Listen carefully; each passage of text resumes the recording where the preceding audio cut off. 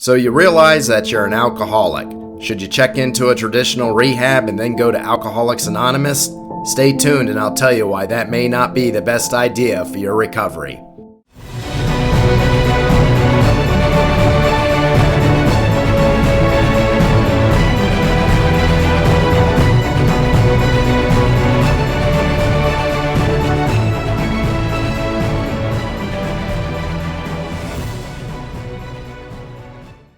What happens when someone finally realizes they are addicted to alcohol and want to defeat the addiction? They usually go into a rehab center, right?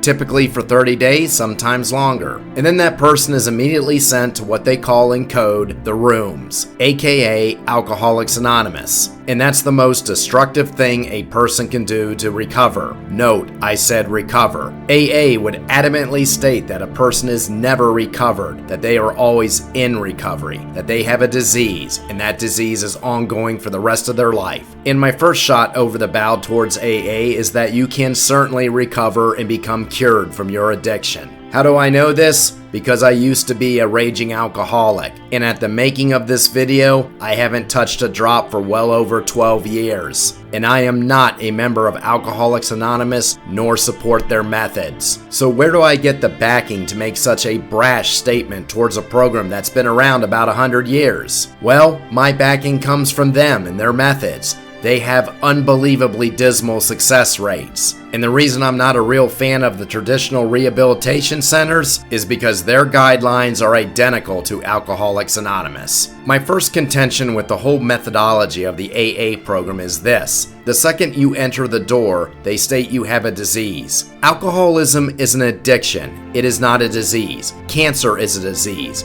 The person with cancer doesn't have a choice. The alcoholic certainly does. He chooses to go to the bar or liquor store and put the bottle to his lips or not.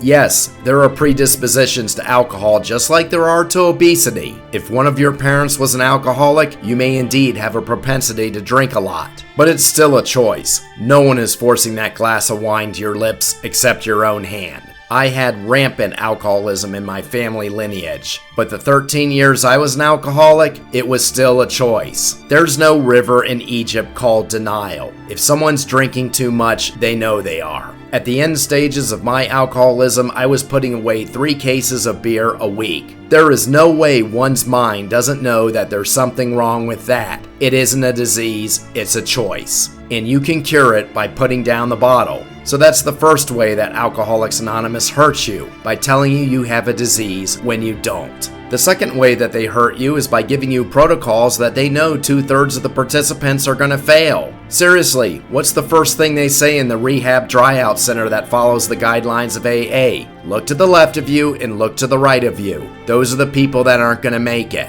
Then they follow that statement by telling you can never recover and you have a disease. Then to top it off, they tell you the AA 12-step program is the only way to engage in their never-ending recovery. So the person who wants to cure himself of the addiction is first told that he can never be cured and that there's a high likelihood he's going to fail anyway, and the only way to recovery, which never ends, is their program, which they just said largely fails. Does anyone besides me see the illogic behind this grand philosophy? Most of their people fail. And then, just like the person who is obese and told that he has a disease, he's going to believe it's incurable. And then he'll never reinvent his life free of the addiction because the recipe they're giving him is poison. Now, the second reason that AA is harmful to you is because physically, their lifestyle is harmful. In the process of my recovery, which eventually led to cure, I went to 2 AA meetings near the 1-year mark for my last drop.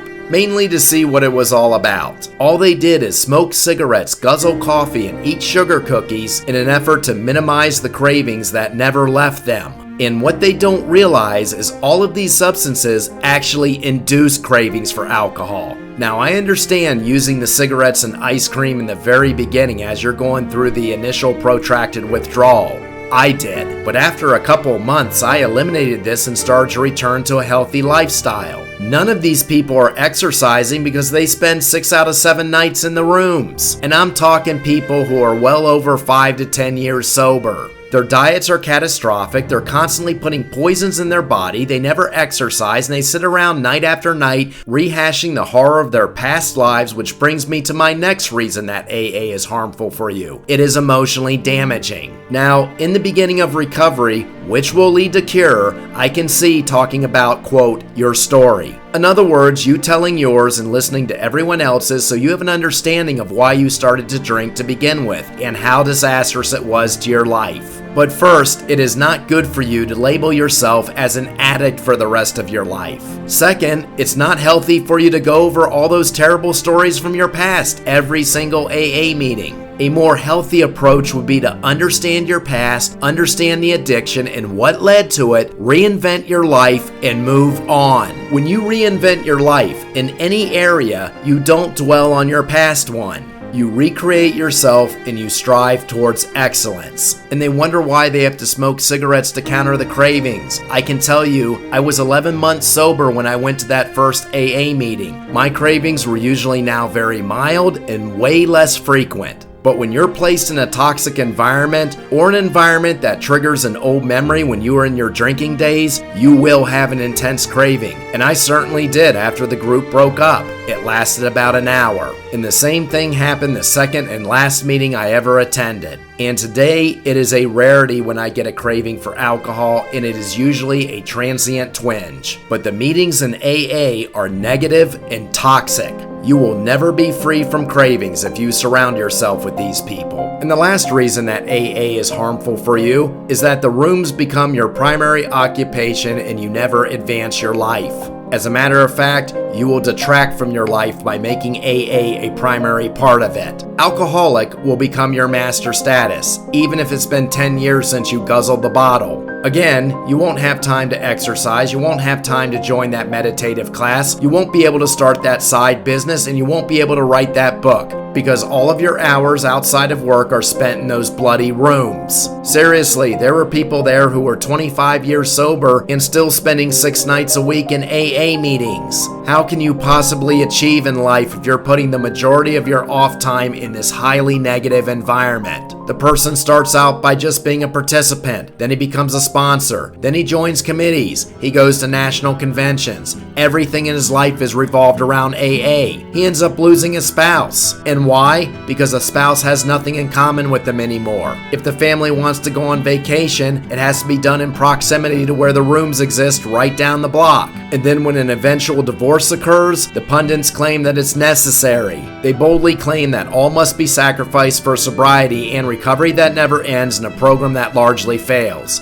This is insane. If you want to become sober, maybe you do need to be locked away for a couple weeks during the initial phases, but I would highly recommend that you do not subscribe to the 12-step program and become a cult member to the philosophy of AA. In my own work, the small book, How I Beat Alcoholism and Why Alcoholics Anonymous Doesn't Work, I very clearly state that there is a program to become cured. It involves exercise 5 days a week, largely cardio in nature. It involves minimizing poisons in your system, such as nicotine, as well as reducing caffeine and sugar in your diet and replacing it with fruits, vegetables, whole grains, and good protein. I state to get involved in meditation, yoga, Tai Chi. I have you completely reinvent your being. Much like my other book, Reinvention of Self, How to Change Your Life and Being Forever. Now, the rah-rah team for AA will claim that they do help some people. Some people remain sober. Yes, this is true. You have a small percentage that remain sober. How you've helped them is largely up for debate. I will give the example of Carolyn Knapp, who was an alcoholic and supposedly in recovery, who wrote the book Drinking, A Love Affair. She died 7 years into sobriety, lung cancer from excessive cigarette use. That's not a win, AA, that's a tragedy. And the other factor is if you're 5 or 10 years sober and you're still going to AA 6 nights a week, you don't have a physical problem, you now have a psyche problem. You are now a slave to AA. You are too afraid to go out and live your own life, and this isn't healthy. AA has done you a disservice. Bill Wilson and Dr. Bob had a good idea approximately 100 years ago when they began AA, for men were highly pressured to drink and really had no place to hide from it. But those protocols should have evolved a long time ago. And understand, AA, I don't have to prove that I'm right. Your dismal results prove it for me.